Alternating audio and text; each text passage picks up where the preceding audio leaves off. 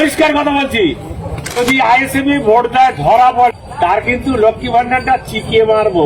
লক্ষ্মী ভান্ডার বন্ধ হবে, চাল বন্ধ হবে, সরকারি সুযোগ তার কিন্তু বন্ধ হয়ে যাবে। পরিষ্কার কথা, সংসদের কাছে তুমি মাতলি দিতে পারো, মাতলি লাও, ভোট দিও না। পরিষ্কার কথা বলছি, লক্ষ্য রাখবে যে কারা কারা যদি আইএসএফ ভোট দেয় ধরা পড়ে তার কিন্তু লক্ষ্মী ভান্ডারটা চিকিয়ে মারবো, বন্ধ করে দেবো। লক্ষ্মী ভান্ডার বন্ধ হবে, চাল বন্ধ হবে, হিসাব বন্ধ, যা যা সুযোগ সুবিধে সরকারি সুযোগ তার কিন্তু বন্ধ হয়ে যাবে। পরিষ্কার কথা, তুমি খাবে সরকারের আর গান গাবে নওশাদের। নওশাদের কাছে তুমি মাতলি দিতে পারো, তোমার বেদি বেড়া হয়েছে, হুজুরি কাছে গিয়ে আমার একটা মাতলি দাও, আমার যাতে বালা মুসিবত দূর হয়ে যায়, মাতলি দাও, ভোট দিও না। ভোট দেওয়া মানে সর্বনাশ করা, বিজেপির ভোট দেওয়া। দর্শক শুনলেন, মুর্শিদাবাদের এক চারানার নেতা এই ভাষণবাজি করেছে। আপনার বাবার টাকায় মুখ্যমন্ত্রী দিচ্ছে না মুখ্যমন্ত্রীর বাবার টাকায় দিচ্ছে? অন ক্যামেরায় বলছি ইনসাফ টিভিতে আমরা। সরকারের যে সুযোগ সুবিধা, যে প্রকল্প সাধারণ মানুষ পাবে, চাই সরকারের ভোট দুক বা বিরোধী দলে তারা ভোট। নওশাদ সিদ্দিকীর দল আইএসএফ কে যারা ভোট দেবে তাদেরকে সরকারের সুবিধা, লক্ষ্মীর ভান্ডার, চাল ফান্ড যেগুলো আর কি রেশনের মাধ্যমে সব বন্ধ করে দেবে। এত বড় বড় মানে কথা তৃণমূল কংগ্রেসের নেতাদের, বুঝতে পারছেন? রাজ্যটাকে এভাবে ধুমখানি চুমখানির মধ্যে রেখেছে রাজ্য সরকার। আরে আপনার দিদিকে আগে বলুন যে 30 লক্ষ যে ভোটার আধিক ডিলেট হয়ে গেছে ওগুলো ঠিক করুন। সব অসভ্য সব কোত্থেকে আসে বড় বড় কথা। মানে আসলে তৃণমূল দলটা তো এভাবেই চলে।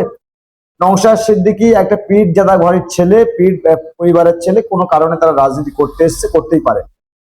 আপনার দলেতে রয়েছে কাশেম সিদ্দিকী, তাকে বলুন না আমনা গায়ে না দাঁড়িয়ে মাদুলি বিক্রি করতে বলুন।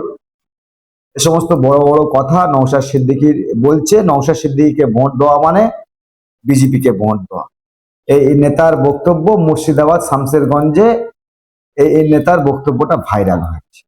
চারানার নেতা, চুলোর অনেক কর্ম সব দেখাচ্ছে। মুখ্যমন্ত্রী বাবার টাকা দিচ্ছে প্রকল্পগুলো, না আপনার বাবার টাকা কালীঘাটে জমি বিক্রি করে এই সমস্ত প্রকল্পগুলো দিচ্ছে।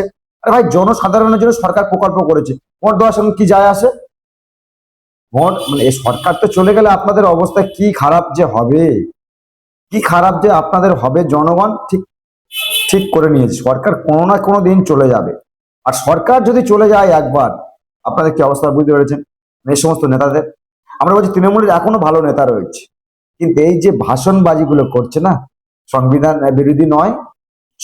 বিরোধী নয়।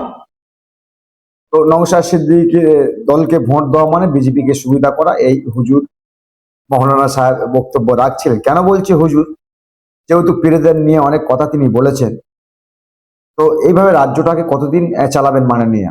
আপনার যে চারনার নেতারা সমস্ত বড় বড় ভাষণবাজি, গণতন্ত্রের বাইরে গিয়ে কথা বলছে। ভোট গণতন্ত্র উৎসব, যে যাকে খুশি ভোট দিক না, মানে আপনাদেরকে ভোট দিতেই হবে এরকম ব্যাপার একটা রয়েছে নাকি? নাহলে আপনার লক্ষ্মীর ভান্ডার বন্ধ করে দেবেন, সব প্রকল্প বন্ধ করে দেবেন। মানে মস্তানি চলছে রাজ্যে শুধু গুন্ডামি আর মস্তানি করে কতদিন চলবে মাননীয়? কতদিন চলবেন আপনার এই নেতাগুলো? সরকার যেদিন চলে যাবে আপনার নেতাগুলো বাইরে বেরোতে পারবে তো? এই সমস্ত ভাষণবাজি করছি, আপনি কালীঘাট থেকে আসতে পারবেন তো? তো আমরা বলছি ভোট স্বাধীনতা, গণতন্ত্র, অধিকার, যে যাকে পারে ভোট দেবেন, তাদের ব্যক্তিগত ব্যাপার। কিন্তু এসব ভাষণবাজি করা তো উচিত হয়নি। দর্শক, এই তৃণমূলের নেতা ভাষণবাজি করেছে, আইএসএফ কে ভোট দেওয়া যাবে। গলার পরিস্থিতি খুব একটা ভালো নয়, তারপরেও ভিডিওটা দেখে মনে হলো ভিডিও করার দরকার, ভিডিও বানানোর দরকার। দর্শক, যেটা বলার বলবেন, আর কমেন্ট বক্সে অবশ্যই আপনাদের মতামত জানাবেন।